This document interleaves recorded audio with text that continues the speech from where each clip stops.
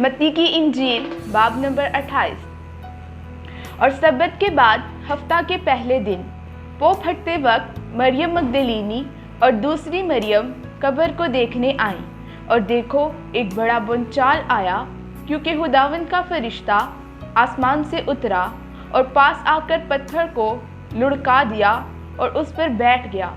उसकी सूरत बिजली की मानी थी और उसकी पोशाक बर्फ की मानी सफ़ेद थी, और उसके डर से निगहबान कांप उठे और मुर्दा से हो गए। फरिश्ता ने औरतों से कहा, तुम ना डरो, क्योंकि मैं जानता हूँ कि तुम यीशु को ढूंढती हो जो मसलूब हुआ था। वो यहाँ नहीं है, क्योंकि अपने कहने के मुताबिक जी उठा है। आओ ये जगह देखो जहाँ खुदावंद पड़ा था, और जल्द जाकर उसके शागिर्दों से कहो कि वो मुर्दों में से जी उठा है। और देखो वो तुमसे पहले गलील को जाता है, वहाँ तुम उसे देखोगे। देखो मैंने तुमसे कह दिया है।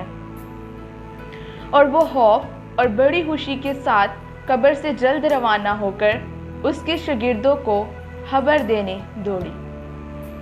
और देखो यीशु उनसे मिला और उसने कहा, सलाम। उन्होंने पास आकर उसके कदम पकड़े और उसे सिजदा किया। इस पर यीशु ने उनसे कहा, डरो नहीं, जाओ मेरे भाइयों से कहो कि गलील को चले जाएं, वहाँ मुझे देखेंगे।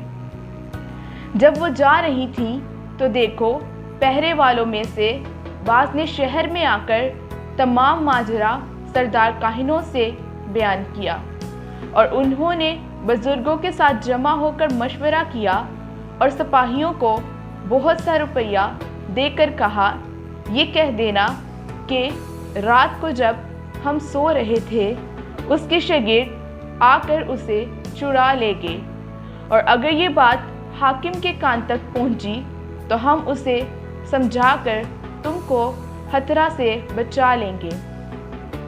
बस उन्होंने रुपया लेकर जैसा सिखाया गया था वैसा ही किया, और ये बात आज तक यहूदियों में मशहूर है।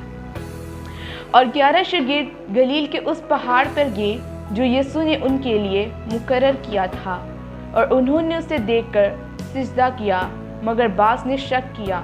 यीशु ने पास आकर उनसे बातें की और कहा कि आसमान और ज़मीन का कुल इख्तियार मुझे दिया गया है। बस तुम जाकर सब कौमों को शागिर्द बनाओ और उनको बाप और बेटे और रूहुल कुद्स के नाम से बपतिस्मा दो, और उनको ये तालीम दो कि उन सब बातों पर अमल करें जिनका मैंने तुमको हुक्म दिया। और देखो मैं दुनिया के आखिर तक हमेशा तुम्हारे साथ हूँ। आमीन।